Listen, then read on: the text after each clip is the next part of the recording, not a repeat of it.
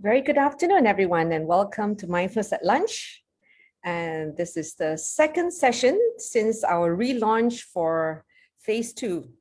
So how's everyone today? If you would just type some chats, just to let me know how you're doing. And if there's anything that is on top of your mind that you'd like me to address today, I'll be very happy to hear from you. So if you could just put in the Q&A or in the chat. If you have a question, Q&A. If you have a comment, in the chat. If you're on Facebook, I'm unlikely to be able to access that, as I'm not able to access two devices efficiently. So if you have any questions or comments, it would be better if you sign on to the Zoom version. Thank you to all of you who are typing all your comments, feeling great. CH, yes, and Che, waiting mindfully, very good. Waiting in the moment. May you be well and happy. Thank you. And looking forward to the session, Audrey. Thank you. Feeling great. Shashank, yeah. Hi, C, lots on the mind, looking for a job. Okay, if you're a IT person, we do have an opening. So I'm not sure what your background is. We are looking for an IT project manager. Wendy, feeling relaxed, preparing for an important presentation this PM. So good to have this session to focus my thoughts. Yes, indeed. Okay, so I'm going to start off with practice before I would give a little short talk at the end of the session. And the theme that I'm going to talk about is going to be on blame and letting go of blame, because yesterday I mentioned about acceptance as a foundational attitude, and this twin foundational attitude is letting go. So how do we let go? And I'm going to focus on letting go of blame today. Right. So if you like to just find yourself in a comfortable position, that would be helpful. And adjust your posture. Make sure you're sitting upright. So let's just do our shoulder rolls to start, because that's where a lot of the tension is built up when you're feeling stressed. So pull our shoulders back and roll them to the front, and do it slowly and gently, feeling the rotation.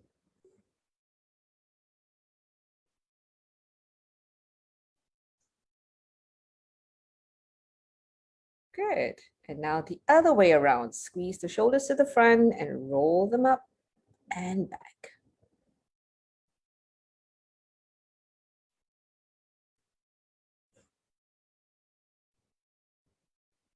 Wonderful.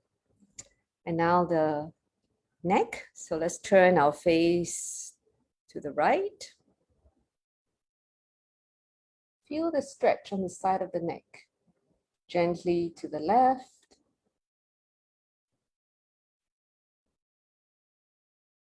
To the right. And to the left. Come back to the center and just drop your chin down. And gently now drop your head back only as far as your neck allows you. Now do a rotation.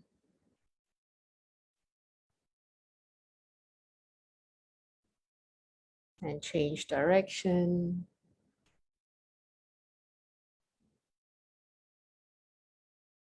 Good. Now let's straighten our spine as well as decompressing the spine. So put our hands together and push up as high up as possible, straightening the elbows. Feel the side of your arms touching your ears. And I can feel my lower back. There's a sensation there of decompression going on. And slowly relax. Okay, so let's do something a little bit more active today before we even start our practice, which is going to be body scan today. So if you could just bring your arms up. Oops, Okay, both. And punch up to the air. 1, 2, 3, 4, 5, 6, 7, 8, 9, 10. And let's do a little bit faster. 1, 2, 3, 4, 5, 6, 7, 8, 9, 10. Another 10, a bit faster. 1, 2, 3, 4, 5, 6, 7, 8, 9, 10. And 20 more faster ones. 1, 2, 3, 4, 5, 6, 7, 8, 9, 10. 1, 2, 3, 4, 5, 6, 7, 8, 9, 10. Good. How does that feel? Working up our heart rate a little bit, and also just quickening our breathing rate. And then we can see the change that happens. So now let's close our eyes. And let's just take 3 beautiful deep breaths to connect with our body.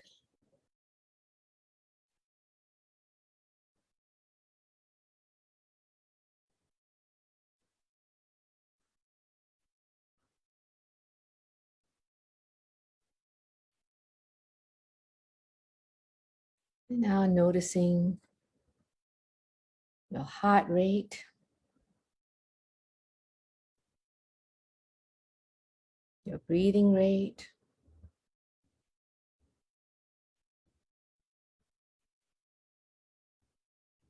noticing the sensations that may be appearing in your body.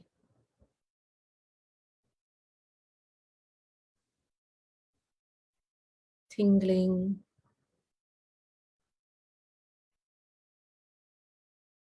pulsating sensations.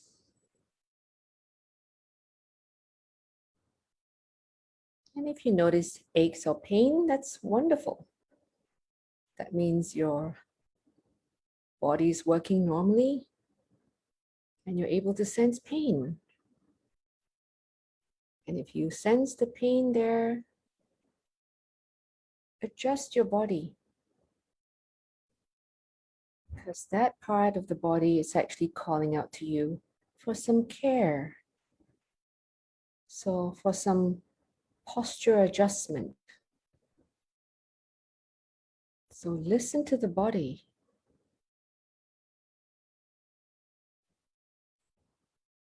Noticing any parts of your body may be feeling warmer than other parts, especially if we have done some rigorous movements there.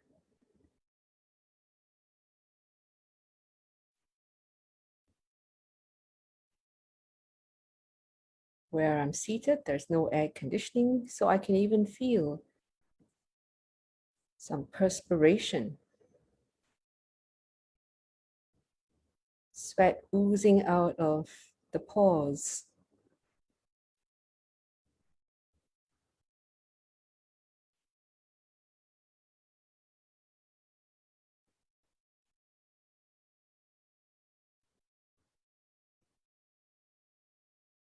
And now we're going to start the body scan,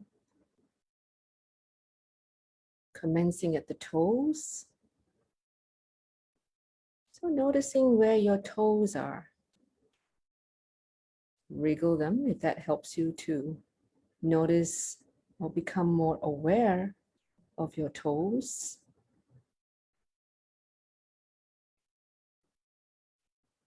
Sense into how your feet are feeling, whether they're in the footwear or just placed on the floor, barefooted.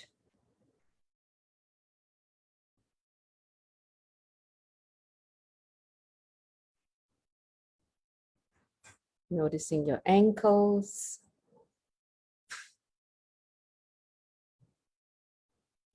And now slide up the lower part of your legs and sense into the calf muscles and shin.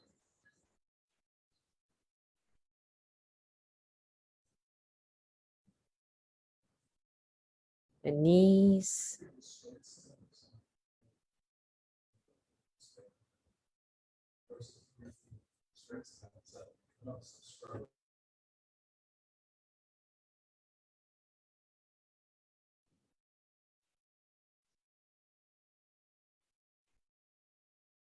Slide up your thighs.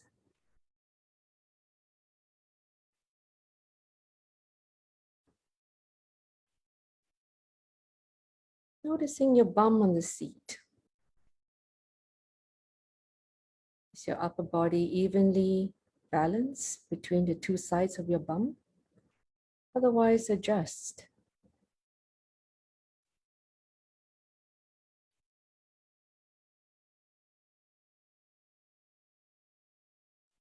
And scan up your back.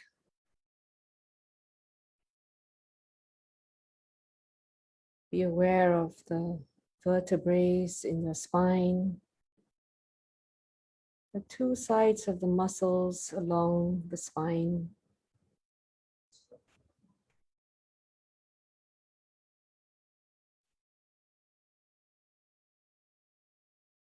The shoulders. How are the shoulders feeling? If there's any tightness, move your shoulders gently.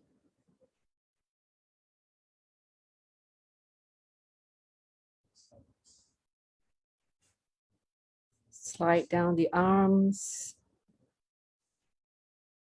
into the elbows, the wrists,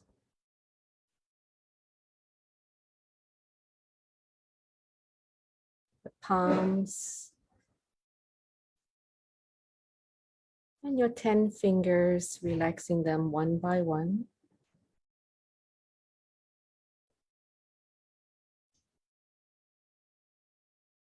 And shift your focus now into your abdomen.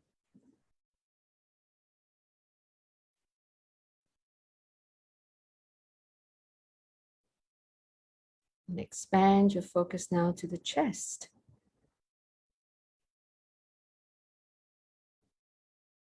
And notice how your heart rate has normalized and your breathing rate has slowed down.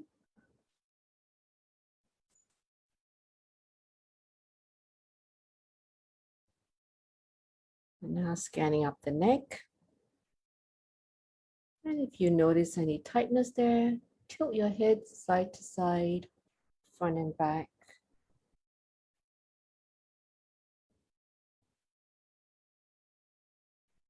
And scan up your face, starting with the jaw, the lips. Can you sense the air going through your nostrils?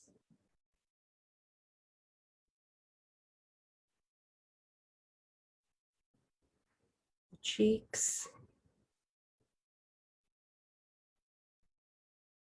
eyes, eyebrows, across the forehead, and all over the scalp.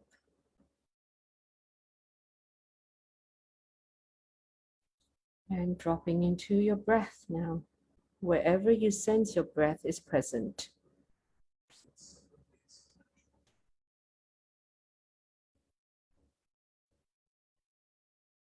Sensing your breath, the in-breath and the out-breath. Your body breathing naturally.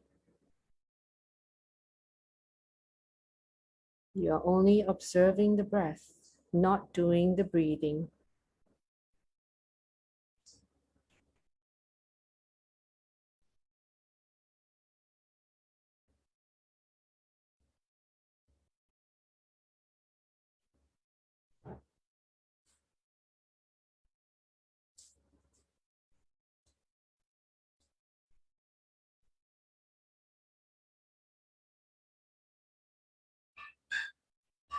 And now, focusing on 3 more beautiful breaths.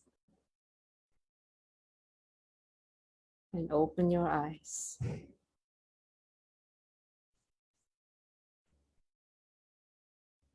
Okay, so how was that practice for you?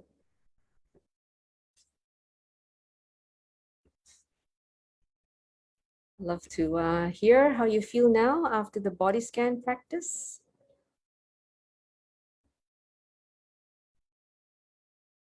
Thank you. A couple of you have typed, feeling great, feeling good, feeling relaxed and calmer and refreshed. Feel more calm and relaxed. Wonderful. So we have many audio tracks that you can access that's on our YouTube channel and also on our website. So use them at any time when you need them to facilitate a session so you can be more relaxed and more centered and grounded. Good. So I'm going to just say a few words about letting go as a foundational attitude of mindfulness. As I mentioned yesterday as well, that in the practice of mindfulness, it is not just about these formal practices that you've just been guided in. It is also developing foundational attitudes and accessing your inner resources for the wisdom that will help you make better decisions in life. That is why we have courses for you to attend to go through that journey of learning in a very structured way, whether it's through the foundation course that we offer, the mindfulness-based stress reduction course, or the mindfulness cognitive therapy course. So on the subject of letting go foundational attitude, you may have noticed that your mind has a tendency to hold on to something that has been unpleasant. It could have been something that has happened or something that you have done in the past that you wish you didn't do, or someone that you're putting blame on. So today I'm going to focus on talking about letting go of blame on people in your lives that you feel they have either done you in or have caused you pain. Now we're going to go through life in different relationships, and there will always be some disappointment. And we often want to find someone to blame. Blaming someone is not going to help us to move forward in life because we will hang on to those judgments. And the mind will continue to replay those incidents or conversations over and over again. And this mind will continue to judge and continue to analyze. That is not very helpful, is it?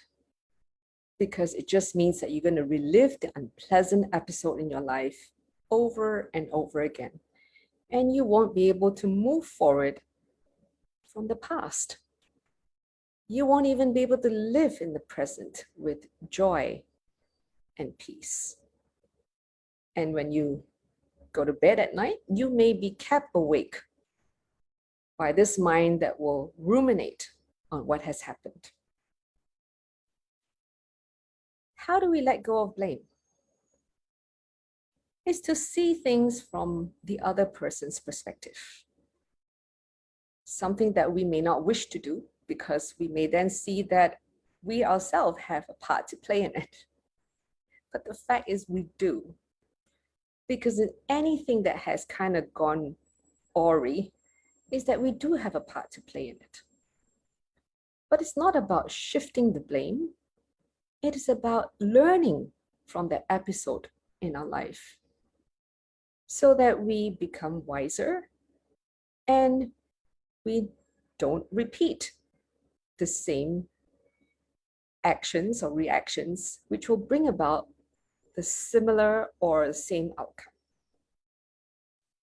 So when we're able to be calm, and in our meditation is to contemplate on it and say, how would I see things if I were looking through the eyes and standing in the shoes of the other person? This will help us to have clarity on seeing things from a different perspective. Now, if this person is still in your life, it will also enable you to change your response. When we change our response, we will change the outcome. That's how it is. You know, this is like cooking. If every time the dish turns out too salty, and then we get upset with it. And we don't have the awareness that we put too much sugar or put too much soy sauce, then the outcome is going to be the same every time. And then people eating our dish will criticize that it's too salty. So when we change our response and says, I'm going to put less salt, by doing that, we're actually going to have a dish that tastes different. And the people who eat that dish will now also respond differently. So this is the same in our life. Because we can't change other people, we can change our response. When we change our response, there is ripple effect that will bring about more peace and harmony in the relationships that we have. So blaming someone is not going to be productive. It's not going to be helpful. When we let go of the blame and learn from it, then we're able to let go. The inability of the mind to let go is because of all the judgments, the negative thoughts about that person or the incident. So the experience we go through in life depends a lot on what is going through our mind. When we have a positive mind, we will have a positive life. But if our mind is filled with negativity, with blame, then we will just have an unpleasant life. So I hope this gives you the nudge to consider letting go more, learning from the past, so we can truly live in the present, where joy and happiness resides. So now I'm going to open up to questions if you have any.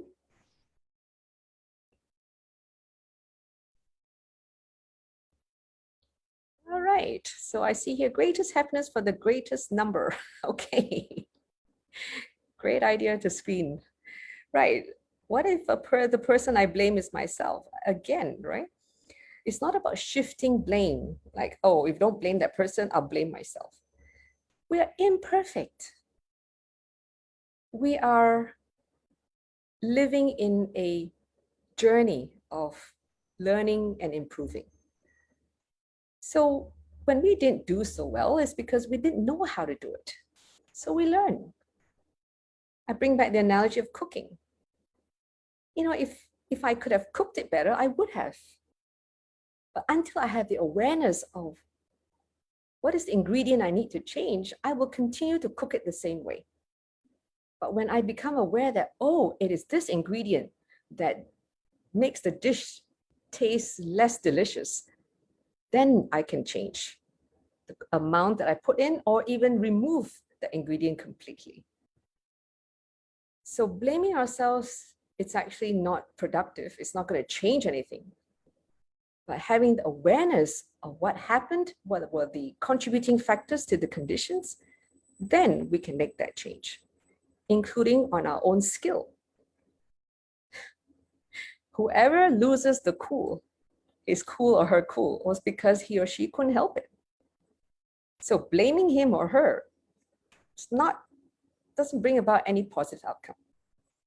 But helping the person to have awareness that, now this is a tough one, right? If somebody has really big ego, maybe bring him or her to a mindfulness course, because we might not be the right person to tell that person that, oh, you have a very big ego. But people who have big egos tend to have more anger and also more outrage. So in mindfulness journey, we are actually allowing our big ego to become a small ego. So from a big I to a small I. As we can see in the office or at home, living with people with small eyes, it's much easier than living with people or working with people with big eyes. We can't change them, but we can certainly change that one person, and that is you, yourself. Okay. Thank you, Billy.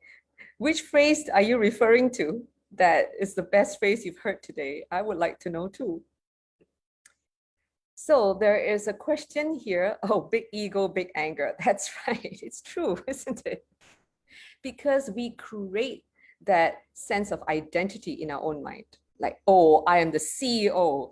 No one should be questioning my decision, or no one should be doubting my ability, or to even challenge uh, what I say. And that big ego is just setting the guy up for a volcanic eruption, as well as crumbling our reputation. That's how it works. So the bigger the ego, the bigger the danger. Between the word anger and danger, there's only one letter. That's the D. All right. So Amos, your question is, I'm having difficulty with mindful breathing. How do you bring attention to the breath without controlling? It seems that when I bring attention to it, it feels I'm controlling it. Yes, that is very common because whenever we notice something, then we start to try to control it. So what you do is just take your mind off it, focus on your finger or your toes, and then slowly glide the focus back to the breath. And then just let the breath be. We're breathing all the time. The body is breathing, even when you're not conscious of it. So now it's just to bring the attention to the breathing without taking over the action of breathing. It will take time, Amos, but it will happen. So do the body scan if you find that focusing on the breath is harder. There are many different practices. Thank you for your question, Christina. How do you respond and react to a partner who is blaming someone else and not being present? Be patient. He or she may not have the awareness. So just ask questions like, oh, what did he do that was wrong? I see. Now, how would you do it differently if it was you? So asking questions may help the person to get some insights as to telling him not to blame. So that way he may realize that it's not so easy to be someone else. And this is where compassion plays a big part, that we can feel someone else's pain, and then we become less critical. So when we develop mindfulness, we are also increasing our level of compassion, both towards ourselves and to others. When we're more in touch with our own challenges and the struggles that we have in this mind, we tend to then understand how other people's minds work too. When we're not aware of ours, then it's unlikely we would be aware of other people's minds. Okay, another question here. May I know how different is mindful caregiving course compared to MBSR? Will you be teaching the course in future intake? Yes, I am teaching the MBSR in Grand Hyatt. I believe the last time I checked, there were 2 places. There will be another one probably starting in possibly mid-June. It depends on my schedule, but definitely one in September. But I have very competent colleagues who are also teaching mindful-based stress reduction, like Eric, as well as Dr. Mabel Yap. So please consider taking courses from them too. Mindful caregiving course is very focused on relieving stress in caregiving. So it does have a different focus. Okay, thank you for that question. And to Kwitiam, accepting the blame from others, even if it's not true, is also okay, no? It depends on who. If someone is always blaming you, then it is also up to you to put a stop to it. Being mindful doesn't mean we become a doormat, but it's no need to be angry in our reaction. It's just to say, hey, come on, I think there's enough blame you want to dish on me. Please take a look at yourself and how you contribute to the situation and how you would like to change the way you are acting. So help the person become aware by speaking in very calm tone. So that way it's not like you're posing a challenge or you are fighting the person, but it's just to help the person to be more aware and therefore more mindful. People who blame us is because they just want someone else to take the responsibility because of their own fear. So this is where we have compassion for people who have huge amounts of fear, and therefore they must always try to find someone to be the scapegoat. Comes back to the big I, the I who cannot make mistake. It has to be other people who make mistakes. So it is a journey to help such people. The most important thing is to insulate ourselves, not to allow our mind to be moved by a few words. Thank you, Kritiam, for that. Okay, Lillian, I'm having difficulty accepting and letting go of the phrase, it's because they cannot control or they can't help it. How do I reconcile with that? So it's understanding, it's not an excuse. It's like if you get upset, what's the point of me blaming you?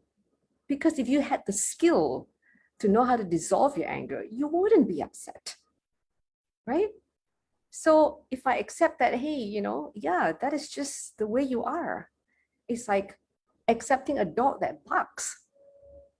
I can help to shape his behavior, but a dog barks. And if I say, why does this dog bark? Well, you know what? It is a dog. Now, how much it barks is a different thing, and it would depend on how I respond to him. But if he's not being rewarded to not bark, then he will continue to bark. So I hope that explains, Lillian. It's not meant to be an excuse, but rather to have an understanding so that we can change our response to this dog or human, for that matter. Okay, what happens if we were blamed by others? How should we respond? Yeah, as I mentioned to you, make it known that you're not to be blamed, and for that person to reflect on what has happened. Right, and now I'm going to just switch to chat. There are a few comments here. What if the person's action caused me feeling hurt and I can't accept it? However, my mind still holds on to it. Well, I don't think I can just give you a one line on how to let that go, but certainly the mindfulness-based stress reduction course helps you to be able to work on that, to also be able to take responsibility that being hurt by someone is because we allow that person to hurt us. Now you may say, how can that be? Well, because not everybody can hurt us. So for someone to be able to hurt us is because we have given that person the ability, the permission to hurt us.